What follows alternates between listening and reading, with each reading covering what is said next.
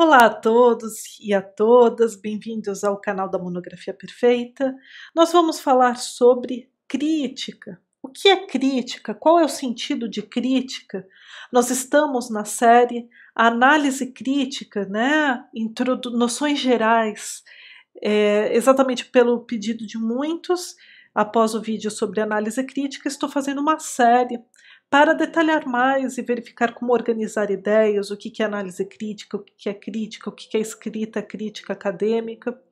E hoje nós vamos falar sobre o termo crítica. Você compreende o que é crítica? Você sabe a origem do termo crítica? Você sabe se a origem se distanciou do que é tido hoje em dia como realmente o sentido de crítica? Bem, então quais tópicos nós vamos analisar no vídeo de hoje? Nós vamos analisar as seguintes questões. Qual é o entendimento popular acerca do sentido de crítica? Segundo, o que é crítica conforme o pensamento grego? E terceiro, o que é crítica no plano acadêmico? Então vamos lá? Bem, para quem não me conhece, eu sou Cristina Godoy, sou professora da Faculdade de Direito da USP há mais de 9 anos e estou aqui no canal da Monografia Perfeita para ajudar os jovens pesquisadores a solucionarem suas principais dúvidas no que se refere a pesquisa científica, desenvolvimento do conhecimento científico, análise crítica, reflexões e pensamentos críticos ao longo desta jornada acadêmica, tanto da graduação como da pós-graduação. Bem, vamos lá. Crítica. Entendimento popular, né? Bem, você costuma, às vezes, utilizando um sentido negativo, atribuir a uma pessoa o adjetivo como sendo uma pessoa muito crítica, né? Falando que é uma pessoa que critica muito as pessoas, né? Verifica mais os aspectos negativos, os defeitos das coisas, dos lugares, das pessoas. Então, uma pessoa crítica, ela não é tida como um sentido positivo, mas sim negativo, né? Que sempre gosta de apontar as fraquezas, os aspectos negativos de algo ou de alguém. Mas, na realidade, quando nós falamos faça uma análise crítica, desenvolva uma escrita crítica em seus trabalhos acadêmicos, em sua monografia, a gente não está querendo que você fale mal ou que você só fale sobre os aspectos negativos. Então vamos investigar o sentido do termo crítica aplicado na academia. Para isso, a gente precisa ver a origem do termo crítica. O termo crítica vem do grego kritis, que significa, a tradução seria julgar. Bem, provavelmente este termo, crítica, veio do processo criativo de elaboração da poesia grega, né?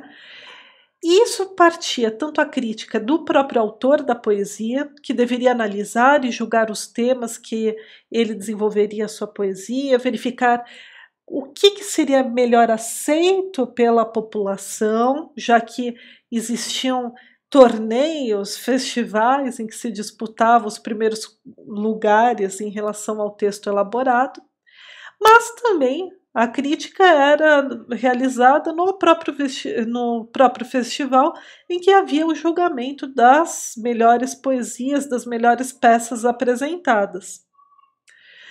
A crítica é observada nos festivais de poesia em Atenas desde o período antigo, não só na Grécia no período clássico ou helenismo.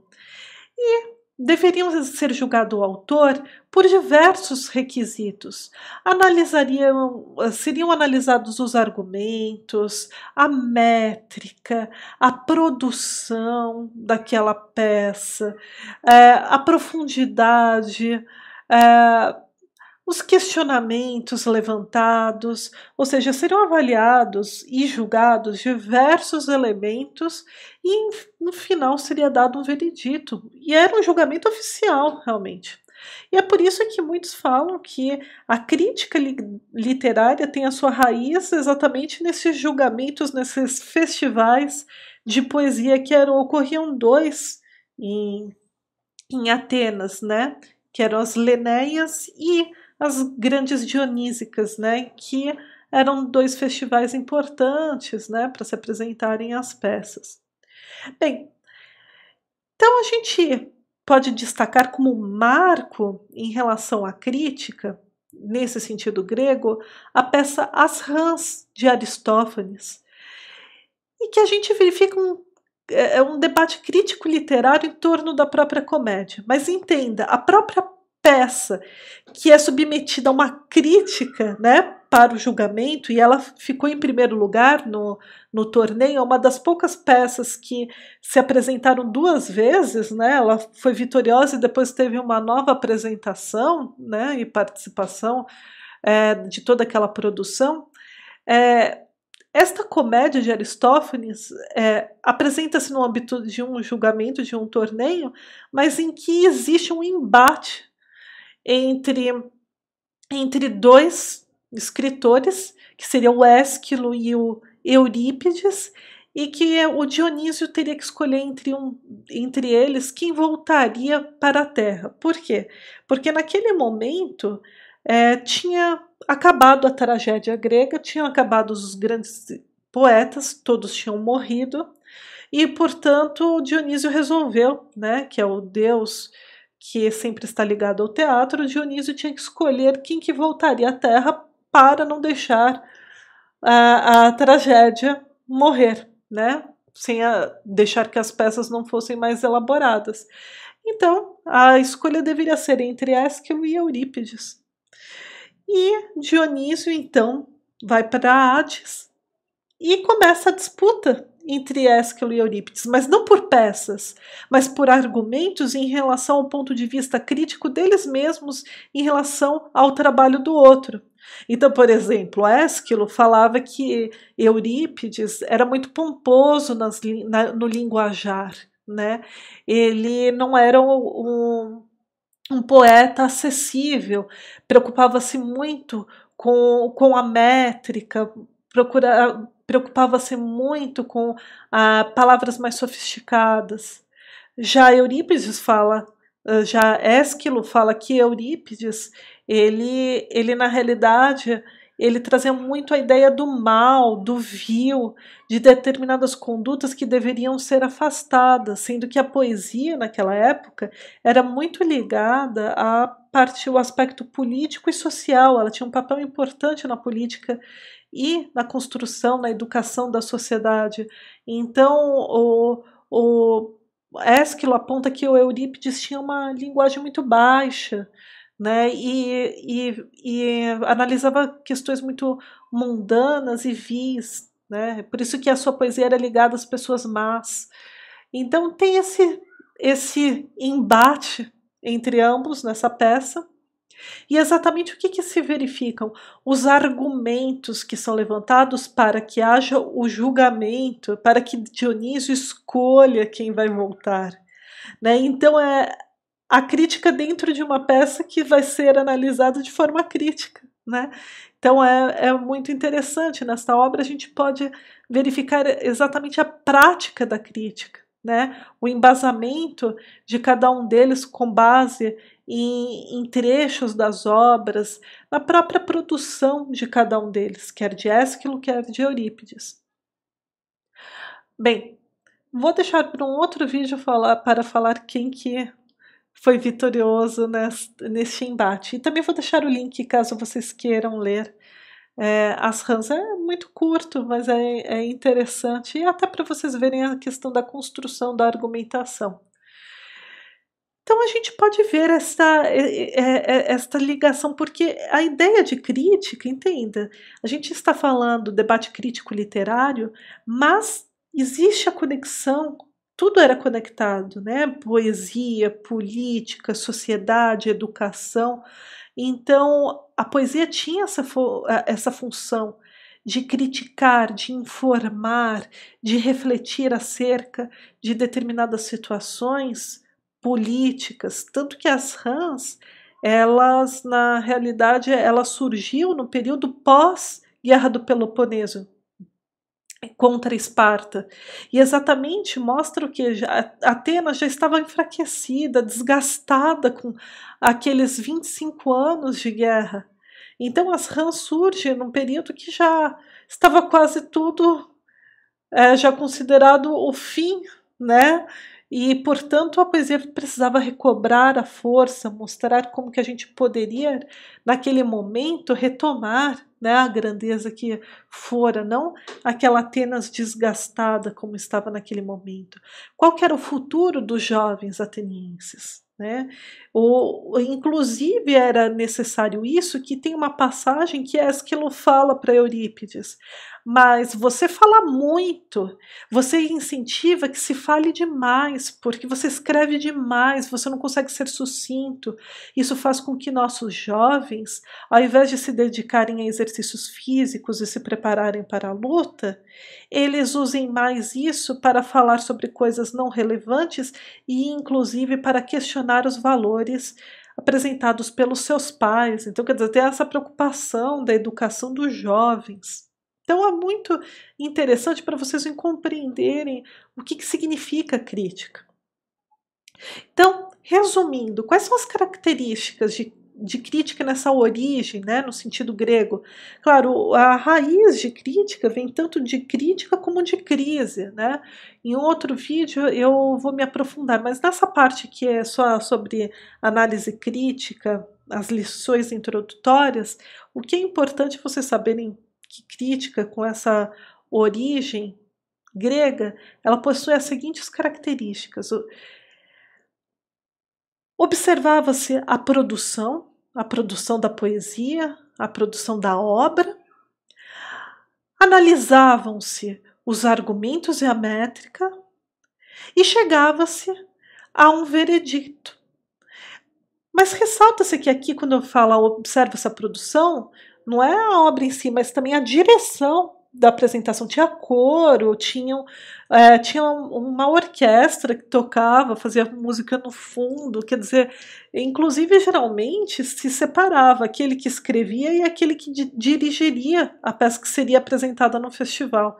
Então, observava-se essa produção, analisavam-se os argumentos, a métrica, e aí, com base em todos esses critérios, era julgado e, portanto, era dado o veredito. Ou seja, fazia-se o quê? Uma análise crítica, né? Para poder chegar ao resultado de quem seria vitorioso, no caso seria só na época vitorioso neste festival. Bem, outra coisa que eu gostaria de ressaltar é Kant e o termo criticismo, né? Bem, a crítica foi tendo várias aplicações ao longo da história. Nós temos esta primeira visão no período da Grécia, mas depois nós verificamos vários desdobramentos. Inclusive, crítica é utilizada para a interpretação, né, de textos bíblicos. Né? Então, conecta-se crítica com religião e, portanto, política e religião. E aí a gente chega no iluminismo, em que a crítica, o termo crítica, possui um importantíssimo papel. Né? O criticismo é tido como um método tipicamente kantiano, mas isso daí é exatamente dentro desse contexto do iluminismo. Né? Voltaire também utilizava muito e recorria-se no seu texto muitas vezes o uso do termo crítica.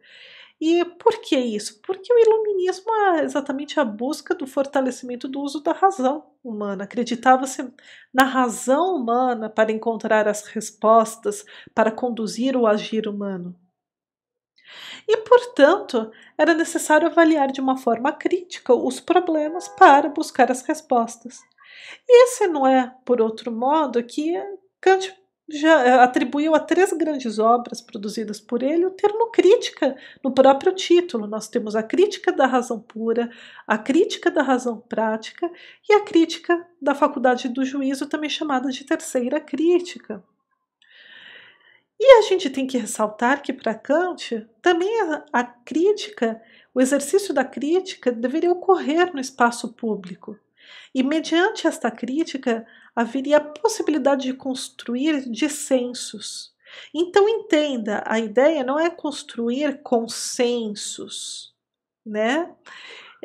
Não é exatamente utilizar a retórica e usar a persuasão e convencimento, mas sim conseguir construir dissensos, ou seja, construir a unidade dentro da multiplicidade, reafirmando a diferença entre o posicionamento dos indivíduos. Não deve-se anular a diferença, mas sim deve-se chegar a um dissenso, a um posicionamento em que ambos se dão por satisfeitos mediante concessões. Então, a crítica era aplicada neste espaço político. Então, quando vocês escutam criticismo kantiano, este método para exatamente buscar, né, compreender e estudar determinado problema, sempre está relacionado com esse contexto histórico do próprio iluminismo. E bem, e a crítica no sentido acadêmico? E, portanto, vamos compreender melhor por que é usado o termo análise crítica para analisar obras, artigos científicos, produções no âmbito acadêmico. Então, na faculdade, durante a graduação, na pós-graduação, pede-se muito realize análise crítica, ou analise criticamente na sua monografia, na sua dissertação, na sua tese, no seu TCC, determinada obra. E aí você fala, mas como que é essa análise crítica, que não se confunde com resumo? E a gente falou no vídeo de ontem sobre a escrita crítica versus a escrita descritiva. A gente falou algumas características da escrita crítica. Então, exatamente o que é essa crítica? Que é o atributo da escrita que a gente trabalhou ontem? Bem, vocês já devem ter uma ideia, tendo em vista que vocês assistiram o vídeo anterior. A crítica pauta-se na origem do termo criticismo, na Grécia Antiga. E as características básicas desta crítica acadêmica num texto crítico, em que você realiza um determinado texto com uma escrita crítica e realiza uma análise crítica, você deve investigar evidências tanto favoráveis como contrárias. Tanto ideias, teorias, fatos, dados, aplicações práticas. Você deve sopesar, mas você não pode só ver sob uma ótica, você tem que analisar sobre duas perspectivas, verificar aqueles que são contrários a determinada ideia. Você também deve testar essas evidências, você deve testar os argumentos, verificar realmente se eles conseguem resistir a ataques. Você deve também considerar as perspectivas viáveis e as possíveis explicações. Você não pode só considerar determinado posicionamento como correto e descartar todas as outras. Você deve chegar a um posicionamento fundamentado, e a sua conclusão, necessariamente, deve ser decorrente da elaboração de argumentos razoáveis, que você explicou o porquê de chegar àquelas conclusões. Então entenda, o posicionamento de quem faz uma análise crítica, quem elabora um trabalho acadêmico por meio da escrita crítica, é estar aberto ou aberta a novas possibilidades, a ser convencido ou convencida pelo posicionamento contrário. Por quê? Porque você vai investigar, você vai pesquisar para saber se você está correto ou correta. Então você não pode ter um posicionamento que você busca justificar a sua visão. Você precisa começar verificando que é um indício de que essa posição é a mais adequada, mas você vai analisar o contrário e verificar se realmente resiste aos argumentos contrários, resiste às evidências contrárias. Então, o pressuposto para uma análise crítica, o que é? Explicar o julgamento realizado em relação a determinado problema-chave, em relação a determinada obra, sempre por meio da fundamentação desenvolvida após a extensa pesquisa. Se você é demandado ou demandada a realizar uma análise crítica de determinada obra, por exemplo, você vai ter que emitir um parecer em relação ao valor daquela obra. Qual que é a importância daquela obra analisada. Mas esse seu julgamento necessita de investigações. Você precisa também saber aqueles que eram contrários à obra analisada, aqueles que possuem uma outra perspectiva em relação àquela obra. Você precisa verificar a aplicação daquela obra. Então é isso que é a análise crítica, você precisa levantar todos os elementos, os argumentos antes de julgar, e depois você se posicionar, chegar às conclusões fundamentadas. Isso é extremamente importante, é por isso que nós ressaltamos. A escrita acadêmica deve ser uma escrita crítica. Claro que há partes de artigos científicos, TCCs, livros, etc., que precisa ter um elemento descritivo para contextualizar, falar sobre a biografia de determinados autores, enfim, é necessária a descrição, mas o núcleo central é exatamente uma escrita crítica, justificando o porquê dos argumentos defendidos, escolhidos, avaliando posicionamentos contrários, falando dos prós e contras. Bem, pessoal, essas são as principais considerações que eu gostaria de falar no dia de hoje. Espero que tenham gostado. Se gostaram, como a gente sempre pede, curtam, comentem, compartilhem, para a gente é muito importante, principalmente também saber a sua opinião. Esta sequência é sobre análise crítica exatamente porque muitos pediram. E também, se você ainda não se inscreveu, inscreva-se no nosso canal. É muito importante para a gente e também para você receber as notificações, porque nós postamos conteúdos diários que com certeza vão te ajudar na trajetória acadêmica. Bem, muito obrigada e até amanhã.